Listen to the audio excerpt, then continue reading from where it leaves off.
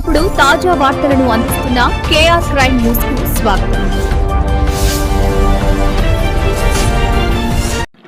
ఇప్పుడు మనం ఏం మాట్లాడుతున్నాం వీళ్ళందరితో అంటే ఎక్కడా కూడా ఈ సభ సాక్షిగా చెప్తున్నాను, ఇది ప్రజలకు కూడా తెలియాలి. ఎక్కడా కూడా గత ప్రభుత్వం తాలూకు హెడ్ చేసిన వ్యక్తి చేశారని ఎక్కడ కూడా నేను ప్రత్యేకించి మాట్లాడాను.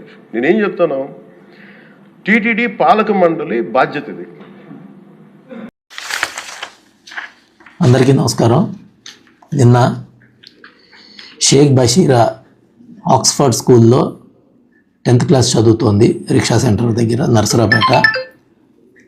ఆ అమ్మాయిని నిన్న వాళ్ళ స్కూల్ ప్రిన్సిపల్ గారు స్కూల్లో వేరే అమ్మాయితో మాట్లాడుతూ ఉండగా ఇట్లా మాట్లాడుతున్నాం అని చెప్పి పిలిచి అమ్మాయి జుట్టు పట్టుకొని వంచి వీపు మీద కొట్టి ఇవన్నీ చేశాడని చెప్పేసి, దానికి కారణం గతంలో నుంచి వీళ్ళు ఈ అమ్మాయి వాళ్ళ బ్రదర్స్ ఇద్దరు సిస్టర్స్ ఇద్దరు నలుగురు అక్కడే చదువుతూ ఉన్నారు, వీటన్నిటి మీద ఫీజు డ్యూస్ ఎక్కువగా ఉన్నాయి అని చెప్పేసి అని రెగ్యులర్గా అమ్మాయిని హెరాస్ చేసి కొడుతున్నారని, ఫీజులు కట్టకున్నప్పుడు నువ్వు ప్రైవేట్ స్కూల్లో ఎందుకు గవర్నమెంట్ స్కూల్లో చదువుకోవచ్చు కదా అని చెప్పి అమ్మాయిని మానసికంగా ఇబ్బంది పెడుతూ కొట్టి, నిన్న అంతకుముందు కూడా గతంలో కూడా శిలార్ అనే టీచర్ గారు ప్లస్ అక్కడ ఉండే తిరుపతి రెడ్డి అనే అతను కూడా ఆమెని కొట్టారు అని నిన్న హాస్పిటల్లో చేరి స్టేట్మెంట్ రికార్డ్ చేసి పంపించారు.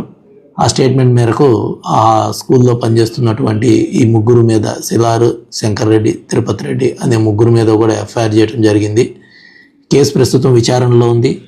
విచారణ చేసిన తర్వాత దీనిలో ఎవరైతే బాధ్యులు ఉన్నారో వాళ్ళపైన చట్ట ప్రకారం తగిన చర్యలు తీసుకుంటాం.